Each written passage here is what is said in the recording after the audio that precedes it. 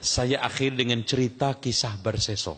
Nah ini cerita Barseso. Barseso ini, Masya Allah ya, ini diturunkan Imam Ibnu Katsir di dalam kitab Al-Bidayah wan Nihayah. Tapi namanya kayak nama orang Jawa. Jangan-jangan kejadiannya di Jawa nih. Ya, Barseso. Ada seorang ahli ibadah namanya Barseso. Dia saking tekunnya ibadah tidak pernah lihat perempuan, namanya bentuk perempuan. Akhirnya digoda oleh setan putih, datanglah menjelma murid dan menunjukkan murid yang bagus setia.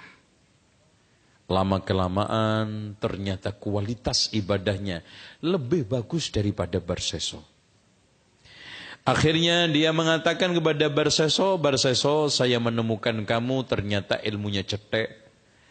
Dan belum sehebat yang saya bayangkan dan saya inginkan. Oleh karena itu Barseso, saya akan mencari guru yang lebih hebat daripada kamu. Katanya Barseso, jangan. Saya membutuhkan kamu. Dan kamu menjadi guru saya, dan kehadiran kamu di sini akan memberikan kekuatan dalam ibadah saya. Enggak Barseso.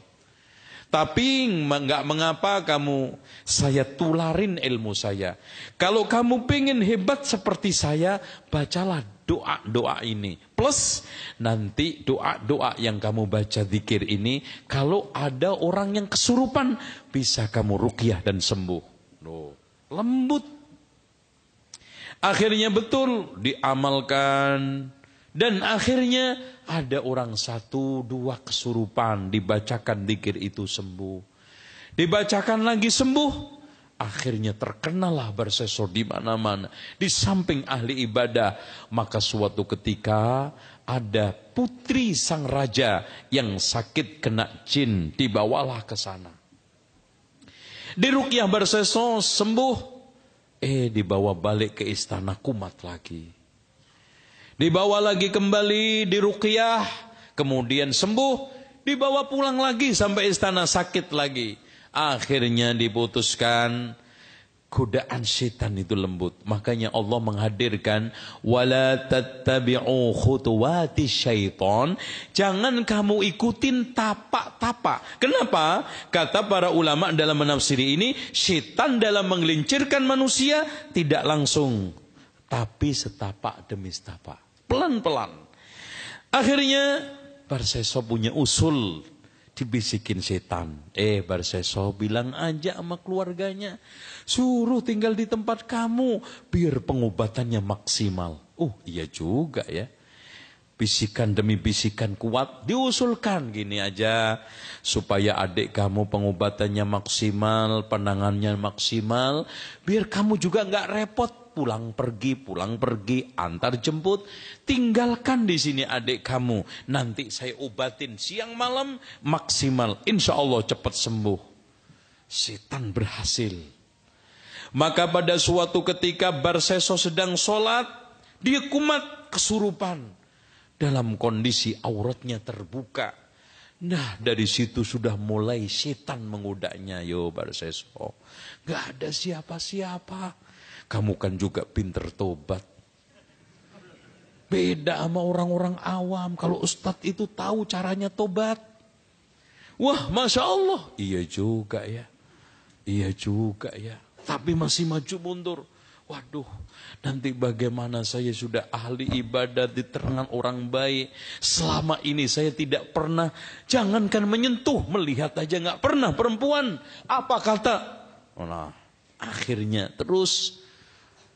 Maka kudaan demi kudaan, Masya Allah, setiap hari ya dalam kondisi kumatnya itu selalu terbuka auratnya. Akhirnya apa yang dibisikkan oleh setan terjadi. Maka selama ini yang belum pernah dibayangkan, perbuatan paling dikutuk oleh Allah selevel Barseso terjadi. Maka akhirnya hamillah si wanita tersebut. Ketika sekarang saudara-saudaranya nengok datang, selalu dialasin, jangan dibawa pulang, saudara kamu ini masih belum maksimal. Nanti kita akan garap semakin baik. Takut hamilnya ketahuan. Sudah semakin besar. Setan membisikin, Barseso jangan takut. Bunuh tuh perempuan. Wah, bagaimana kalau saya nanti membunuh? Apa kata dunia? Kalau saya nanti ketahuan membunuh? Gampang, Barseso bilang. Bunuh, kubur, lenyapkan di tengah hutan. Bilang sama saudaranya, adik kamu dibawa kabur jin, beres. Iya juga ya, iya juga ya. Akhirnya si perempuan tersebut dihabisin, dibunuh, dikubur pada waktu malam hari. Nampaknya secara manusia beres. Dikubur di hutan, gak ada siapa-siapa, gak tahu. Ternyata setan masih melanjutkan skenarionya. Datanglah hadir di mimpi salah satu saudaranya yang kecil. Fulan, sebetulnya adik kamu itu tidak dibawa kabur sama jin. Sebetulnya adik kamu itu dihamilin sama Barseso, kemudian dibunuh dia. Dia berperanjat, ngimpi didatangin orang, seperti itu informasinya. Diceritakan kepada kakaknya, Mas, saya itu kok ngimpi begini-begini. Akhirnya si masnya itu, udah kamu itu ngimpi apa, ngaco loh. Udah jangan dipercaya. Nih, Barseso sebaik seperti itu kok masa dituduh begini-begini. Udah jangan percaya tuh setan. Akhirnya kakaknya ngimpi seperti itu. Akhirnya kakak yang paling terbesar sendiri sama ngimpi didatangin orang bahwa adik kamu bukan dibawa kabur sama jin, tapi dibunuh Barseso karena dia hamilin kemudian dibunuh. Kalau kamu gak percaya, datanglah ke tempat ini dan ini, tengok di sana ada kuburan dan masih ada sisa kain yang nyembelit tidak terkubur. Kain adik kamu. Betul Pak. Setan itu masuk ke mimpi nunjukin tempatnya itu. Wah iya ini. Masya Allah dibongkar.